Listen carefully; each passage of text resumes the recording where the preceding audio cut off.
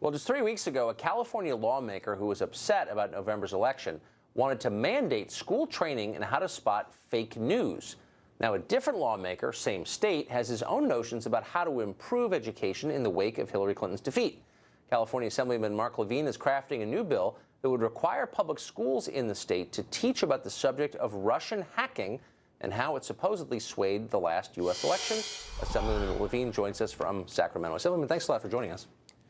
Thank you, Tucker. Glad to be on tonight. So I'm reading this and I'm thinking, well, okay, how would you feel if Donald Trump directed the Education Department to withhold funding from any state that refused to add to textbooks the claim that 3 million people voted illegally in the last election? You'd be mad. So it raises the question, why should politicians be involved in crafting textbooks?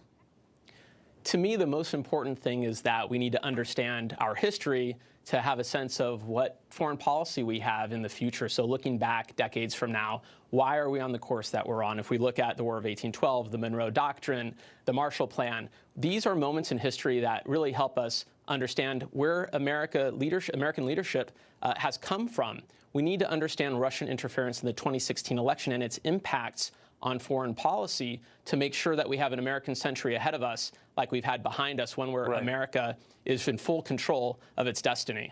Okay. I mean, I think you're right, actually. But the point is we don't understand the effect of Russia in the election right now. The War of 1812 was 200 years ago. Marshall Plan was 70 years ago. We have a vantage. We get it now. We have perspective. We have no perspective on what happened. And basically what you're suggesting is adding propaganda from a politician into textbooks. And why should I be in favor of that? Well, the intelligence community had an assessment where they agreed that the Russian government and Vladimir Putin himself had the boldest move ever in their interference in our election. And this will have an impact on American foreign policy. But we have a president who is the least curious man on the planet about this issue.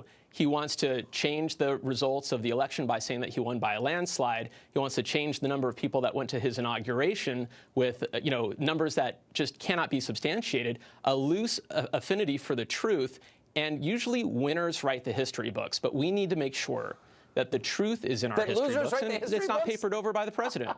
Okay. No, what you're doing is trying to get losers to write the history. Well, look, I just want historians to write the history books. And That's right. I agree with you. We have a friend in common who says you're a nice guy. You seem like a reasonable person. I don't want to attack you. But you know as well as I that what you're suggesting is the addition of political propaganda into textbooks. There's nothing to substantiate your claims. We don't know Russia's intent. We don't know the extent to which they influence this election. Those are unknowable right now, and you know that as well as I do.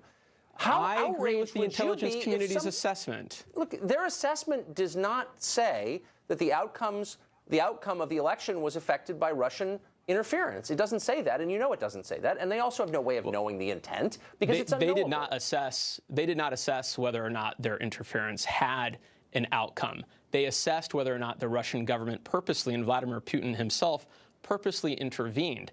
If I were President Trump, I would condemn that interference, and I would say that they would be held accountable and that their impact would not be on foreign policy other than that. The president has done everything he can to deny it, but when he was confronted with the incontrovertible evidence of the intelligence community's assessment, even he had to agree that they were involved. So you don't like to look. I know you're from Marin, right? You're from Marin County. Yeah, I get it. Yes. I lived in California.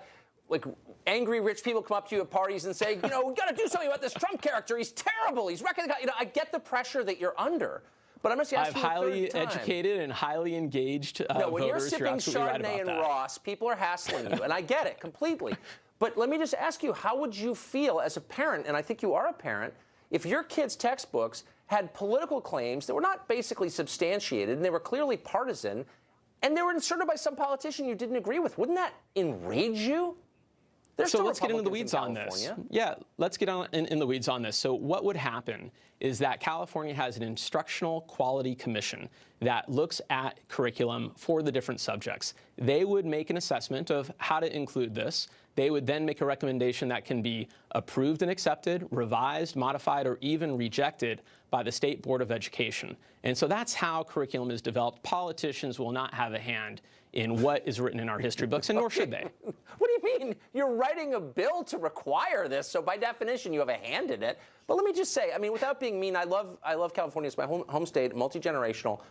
But it's like not as nice as it was when I grew up there, and you know that. It's much poorer than it used to be. Got a lot of problems, a lot of uneducated. It's got more poverty than any state in the country, and it's got some of the worst schools in America.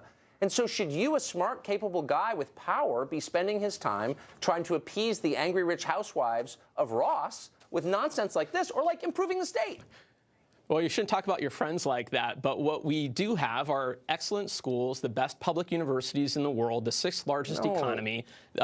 We are leading the nation in job creation. Innovation comes from California, but where you live should not define whether or not you will be successful. This socioeconomic challenge, this inequality, is something that is as true in California as it is in Kentucky. Okay. We need to do more to fix that. That's true. And, But wait a second. nationally, we all struggle with this. So if you're an African-American sixth grader in California, and way less than 50%, I think it's more like 20%, pass the math standards at that age, is learning propaganda about Russian interference in the election, is that really going to make you a better software engineer? Like, this is totally frivolous.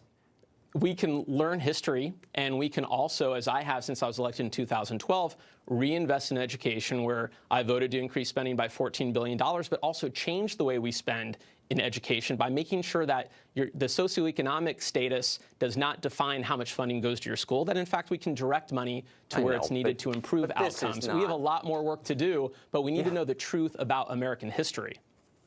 Okay. I don't think I'm convincing you, but you know that I'm right. I know that you do on some level. Assemblyman, thanks for joining us. Appreciate it. My pleasure, Tucker.